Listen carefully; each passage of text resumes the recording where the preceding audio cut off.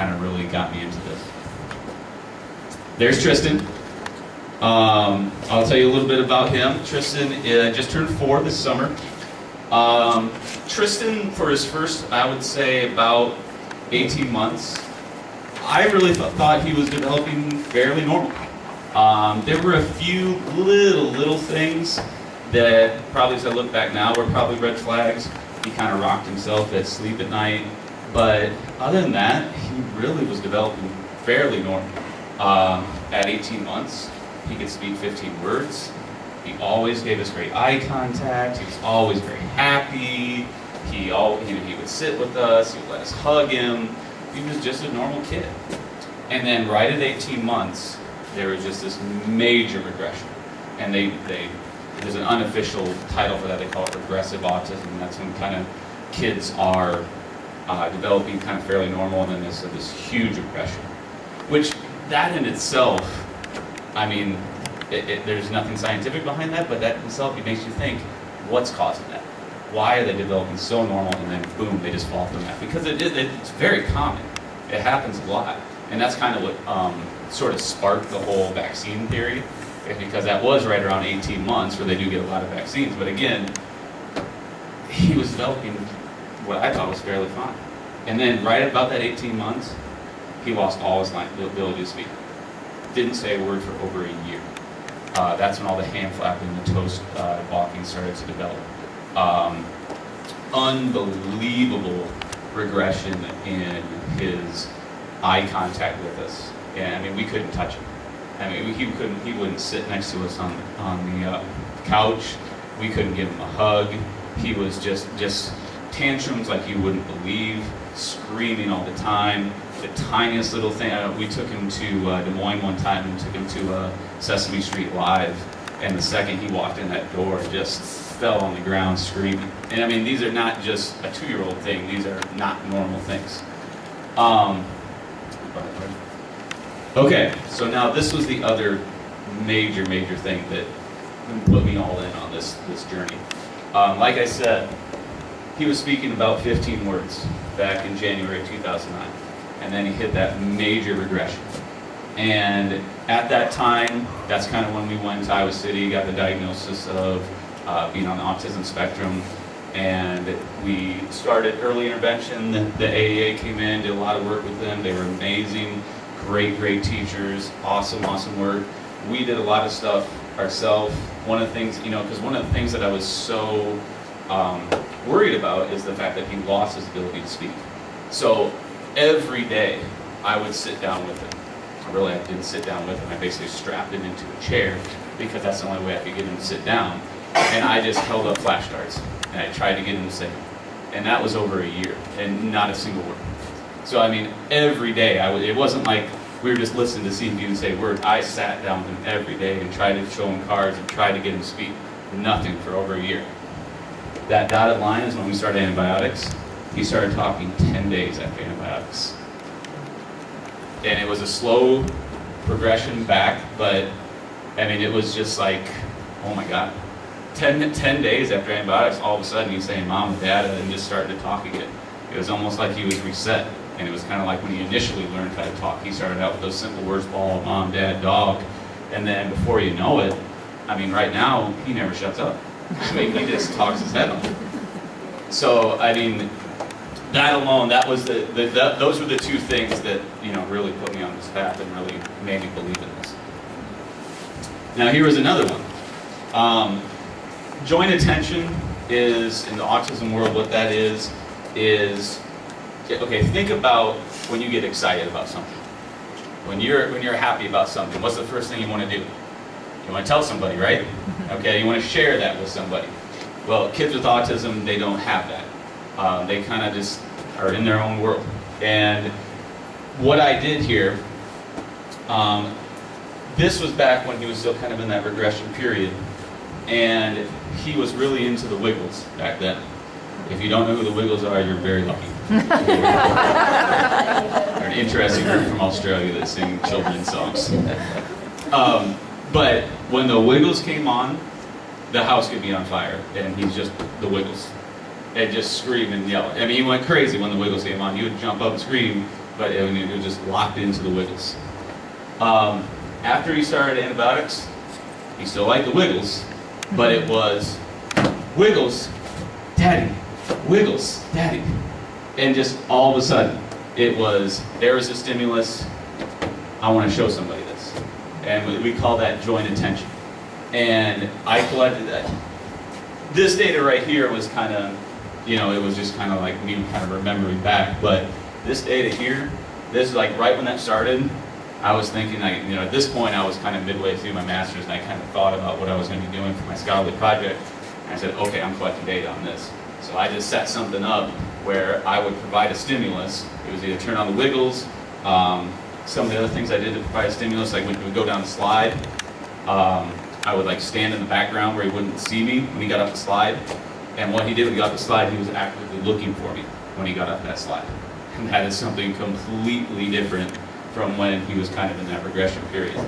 And these type of things, like obviously kids with autism learn how to speak. Well, most of them, some don't, but the majority of them do. So like the fact that he started speaking right away, I could see a naysayer saying, well, kids with autism eventually learn how to talk. I said, okay, maybe it was some wild coincidence that right when he started antibiotics, he started talking. Okay. But this one, the joint attention, that's something that kids with autism a lot of times never get better at. They do, some do. Maybe ones that are kind of like not as severe on the spectrum, they get better at it. But there's a lot of them that never, ever get better at joint attention. They're kind of always kind of living in their own world. And then this is just kind of some data directly from my my project. What I did is it's called the SCIRTS model, and basically what it is just like a list of things that you look for, very specific things, like does he look at you when he does this? It's a big long list of things. And I had myself and Tristan's teacher, and I did this for all the kids, fill this out. And then I did that before antibiotics started. And then 6 months later, we filled it out again.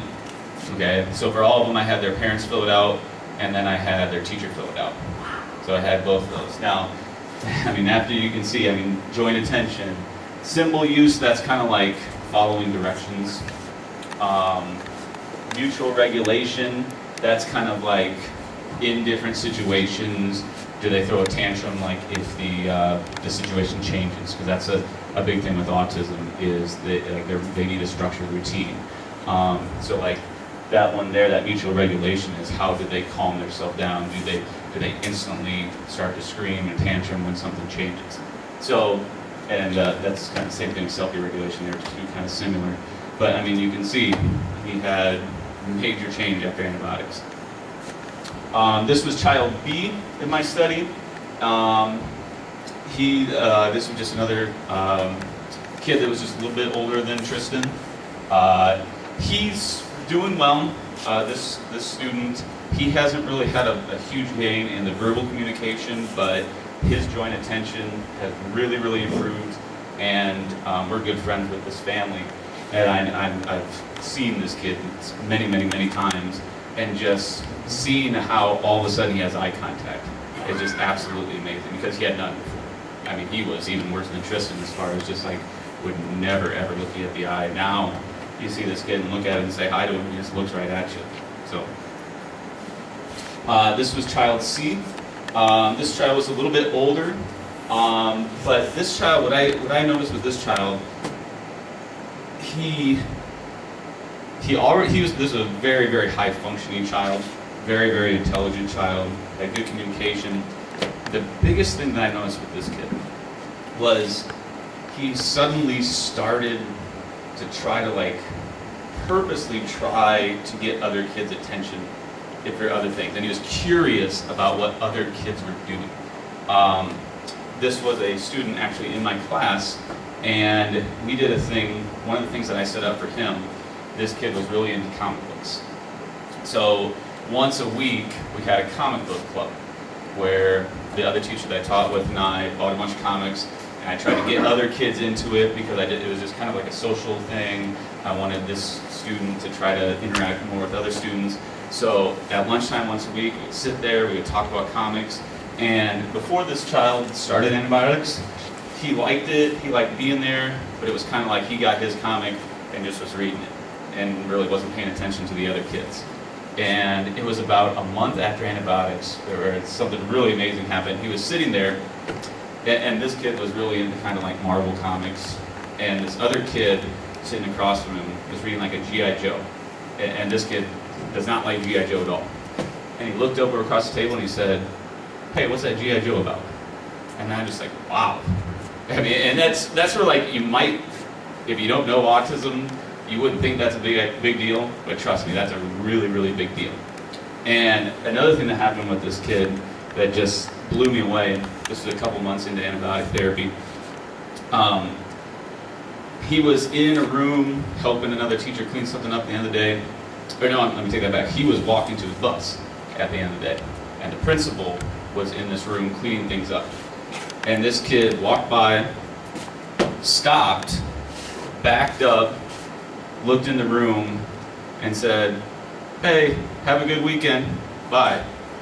And the principal sprinted to my room after that. It was just, oh my God, you would not believe what this kid just did, because that would have never happened before.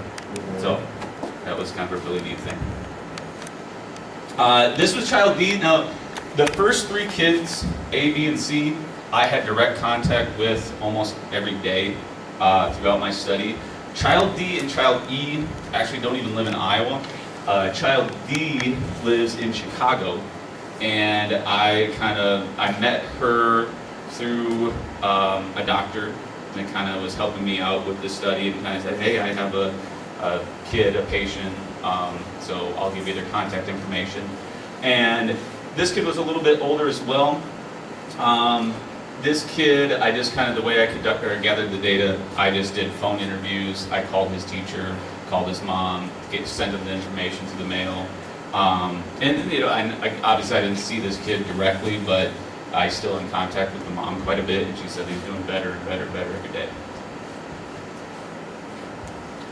Now, this is the one that's really interesting. The first four kids, A through D, their doctors are 99% certain that those kids contracted Lyme disease congenitally, because all four moms are infected with Lyme disease. So those doctors are almost certain, and there's plenty of peer-reviewed medical evidence that shows that the Lyme bacteria can be passed through the placenta, and kids can be born with it. So those four kids, they're very positive that the mom passed it on. This kid's different. This is actually a family from Pennsylvania. And again, this is one I just conducted through phone interviews and interviewing their teacher and sending things back and forth.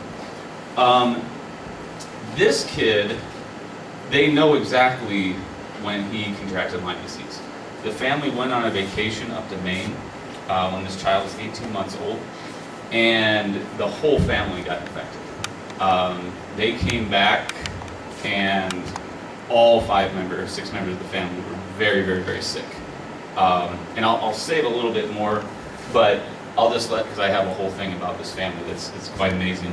But I'll just let you know right now that this was like a 6-month period where he was on, but this kid kind of later on relapsed, and I know that this family, they were actually on antibiotics for 4 years.